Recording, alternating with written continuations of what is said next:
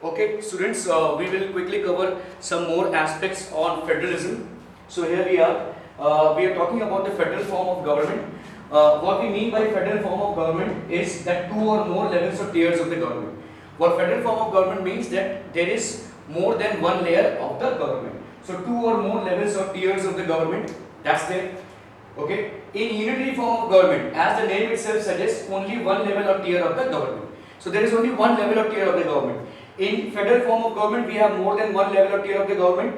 In unitary form of government, there is only one layer or tier of the government. Power is divided between the center and its constituent units. What we mean here is that the power is not confined to one place, it is rather divided. This is called dilution of power, or this is also called decentralization. So please ensure that you are using these keywords when you are writing the answers. Okay, so power is divided between the center and its constituent units. This means dilution of power. This also means decentralization of power. Okay, only one central power. As the name itself suggests, there is only one central power, and that's called the unitary form of government.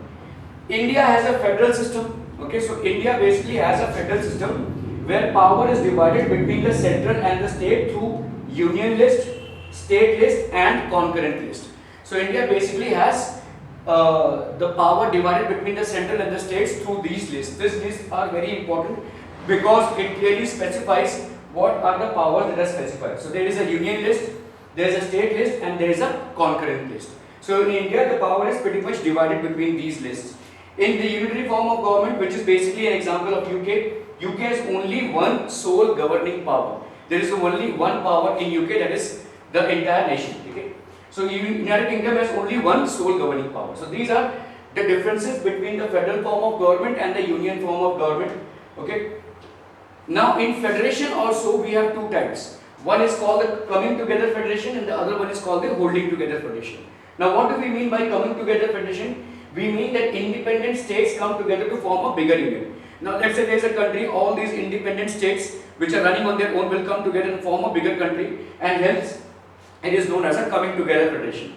Okay, this, for example, what happened in Switzerland or US or Australia, all these independent states, they merged together to form one nation, and this is called coming together federation.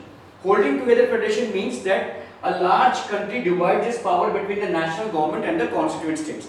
So it is one way around. Here the states are coming into one. Here the country is basically managing other states by dividing its power.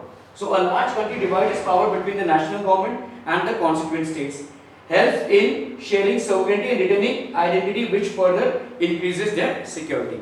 So it helps in retaining or sharing sovereignty and retaining identity, which further increases their security. Central government is more powerful than the states. Here the central government is more powerful than the states.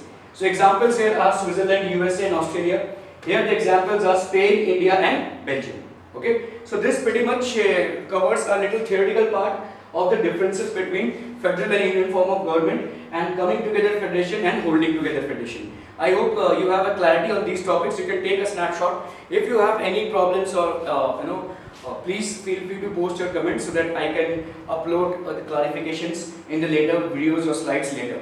Okay.